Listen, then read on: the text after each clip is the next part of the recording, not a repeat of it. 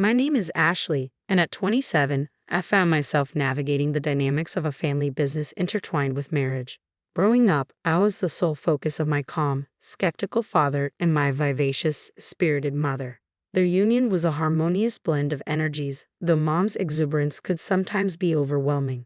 When I married son, whom I met through a friend, I hoped for a marriage akin to the vibrant one my parents shared. Son's family owned a renowned French restaurant chain in New York City, contrasting with my family's more modest ventures in the food industry.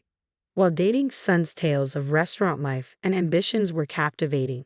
However, after marriage, I grew weary of the constant comparisons between our family businesses. The discrepancy in our family's businesses became a sore point. Son's family's restaurant empire seemed to overshadow our modest endeavors. Arguments ensued, with Son and his family viewing their success as solely their own achievement, ignoring the significant contributions of Todd, Son's cousin, who had been taken in by their family after being orphaned. Todd, often referred to as a brother by Son but treated more like a servant, played a crucial role in the success of the family business. Yet he was overlooked and underappreciated. My mother-in-law, burdened by the knowledge of Todd's situation, expressed her concerns to me, unable to openly confront her husband and son. Despite their essential roles in the business, Todd and my mother-in-law remained humble and kind. Todd's competence and my mother-in-law's wisdom were evident, yet they were forced to operate under the shadow of Son's incompetence and his father's arrogance. Son's ineptitude in managing the business contrasted sharply with Todd's skillful handling of day-to-day operations. Employees respected Todd, often resisting Son's unreasonable demands. Behind the scenes, Todd and my mother-in-law worked tirelessly to salvage the business while, during a visit to my hometown, I found myself sharing my marital woes with my parents over a comforting bowl of potato soup. My mother, sipping her soup with gusto, didn't mince words. "Ashley, just get a divorce and come home." My father, though wearing a bitter smile at her bluntness, remained silent. It was too soon to entertain the idea of divorce. After all, we hadn't even been married for 6 months. Disappointed in both Judson, my husband, and my father-in-law, I found solace in the kindness of my mother-in-law and Todd. "I can't just easily get a divorce," I replied with a wry smile, knowing the complexities of my situation. But my mother, undeterred, suggested I leave Judson and join them at their pizza shop. I protested vehemently, while my father, ever the gentle soul, inquired about my troubles.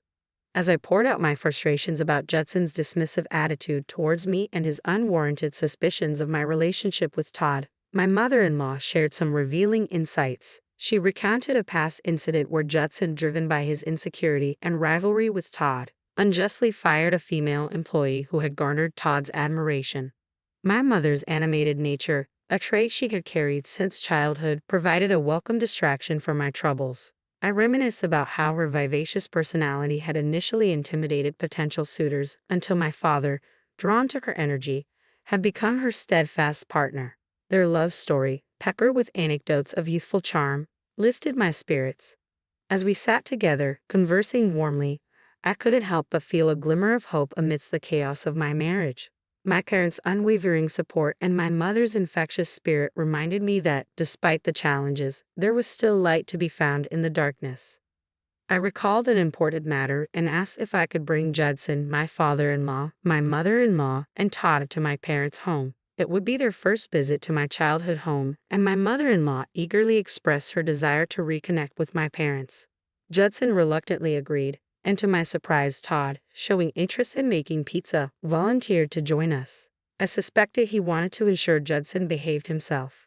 My parents gladly agreed, excited to showcase the deliciousness of our pizzas. Mom, perhaps a bit too enthusiastic, exclaimed, "Of course. We'll make them realize how delicious our pizza is." I chuckled, knowing her excitement could sometimes be overwhelming. So we found ourselves at my parents' pizza shop, unaware of the brewing tension ahead. Todd, usually the peacemaker, was ready for any storm that Judson might brew. The moment Judson laid eyes on the quaint pizza shop, he couldn't help but sneer. "Still as old-fashioned as ever," he remarked, fortunate that my mother wasn't there to hear his comment. Knowing her fiery spirit, she might have banned him from the shop on the spot.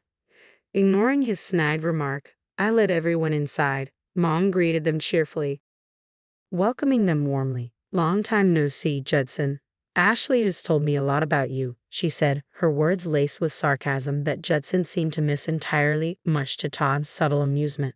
As Mom continued with her warm greetings, she turned to Todd, remarking on his appearance. "You're Todd, right? So tall and handsome. You look like a model," she exclaimed, overwhelming Todd, who offered a puzzled smile in response. Politely, he thanked her and joined the rest of the group. Meanwhile, Dad was busy preparing pizzas while Mom attempted to serve some drinks and popular side dishes. Judson, however, couldn't resist making a disparaging remark, commenting on the shop's appearance. "Build the store on your mother's old and dirty," he scoffed, displaying his usual lack of tact. My emotions churned with a mix of anger and apprehension as I watched my mother prepare drinks right in front of me. I couldn't bring myself to meet her gaze, so consumed was I by fear.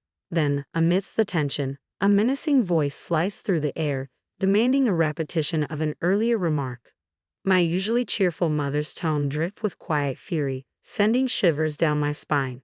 Despite attempts from my mother-in-law and Todd to intervene, my father-in-law brazenly echoed his disrespectful sentiment, deeming both the shop and its proprietor unfit, even suggesting the risk of food poisoning.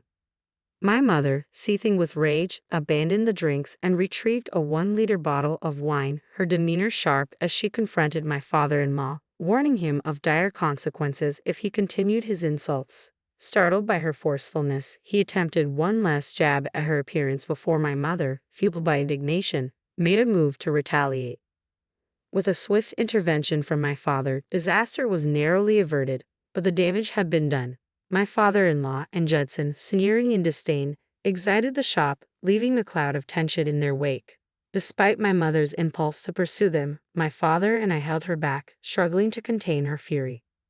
Amidst the chaos, my mother-in-law and Todd offered profuse apologies, though I knew the fault lay not with them but with the condescending attitudes of my father-in-law and Judson. Their callous remarks had ignited the conflict, leaving me seething with anger and hurt.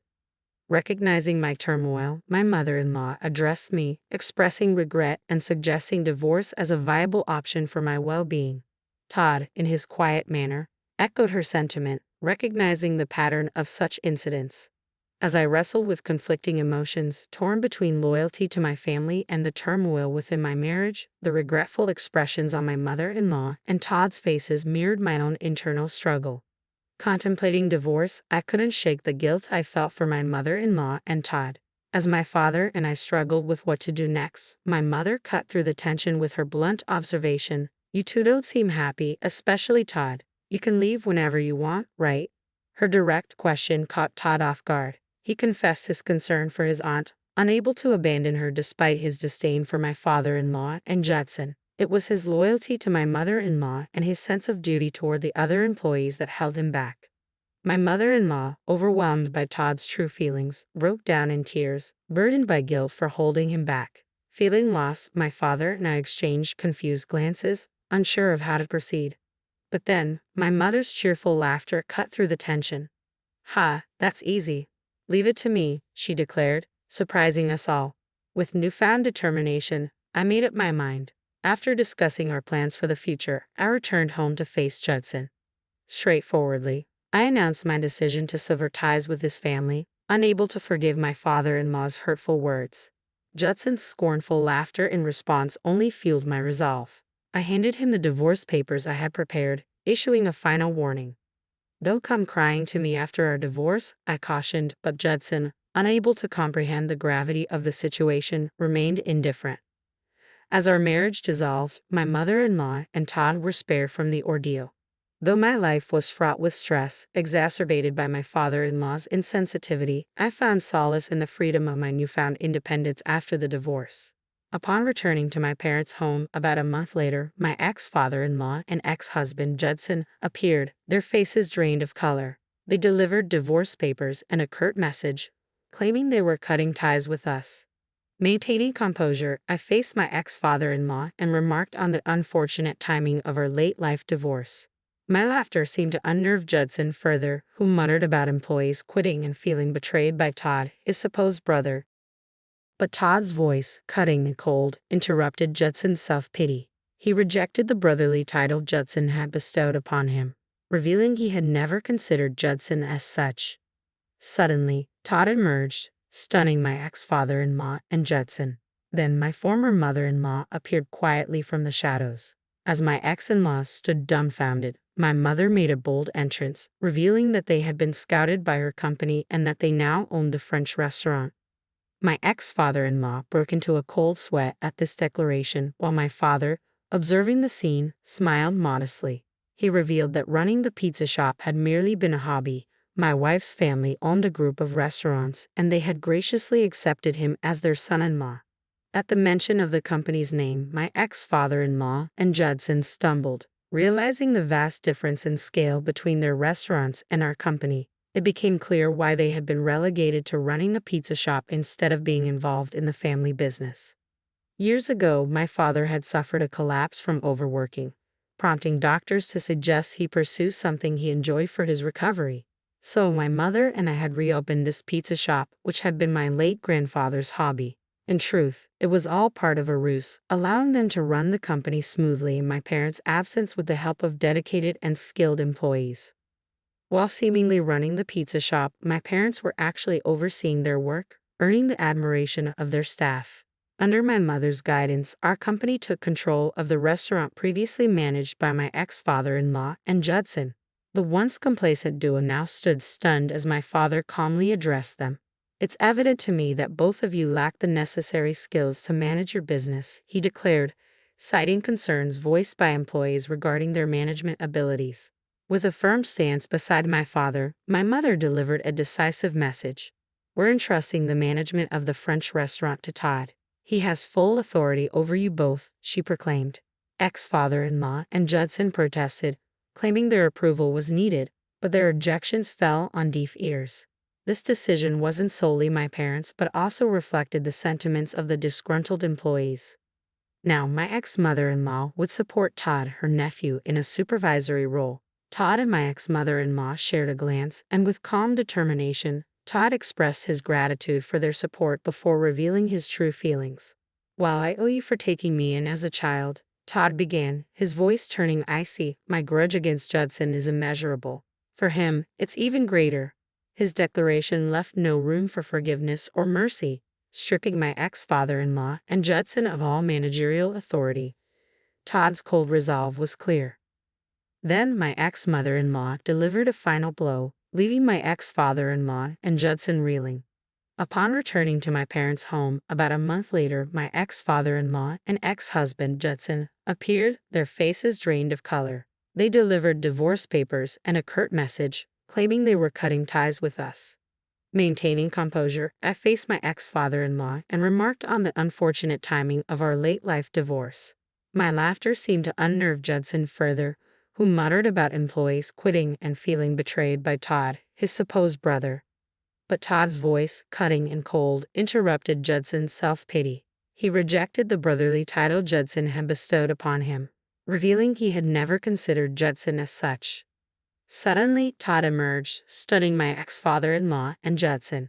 Then my former mother-in-law appeared quietly from the shadows. As my ex-in-laws stood dumbfounded, my mother made a bold entrance, revealing that they had been scouted by her company and that they now owned the French restaurant.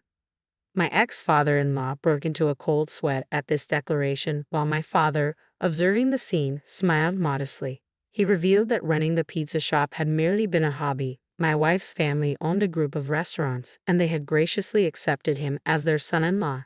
At the mention of the company's name, my ex-father-in-law and Judson stumbled, realizing the vast difference in scale between their restaurants and our company. It became clear why they had been relegated to running a pizza shop instead of being involved in the family business.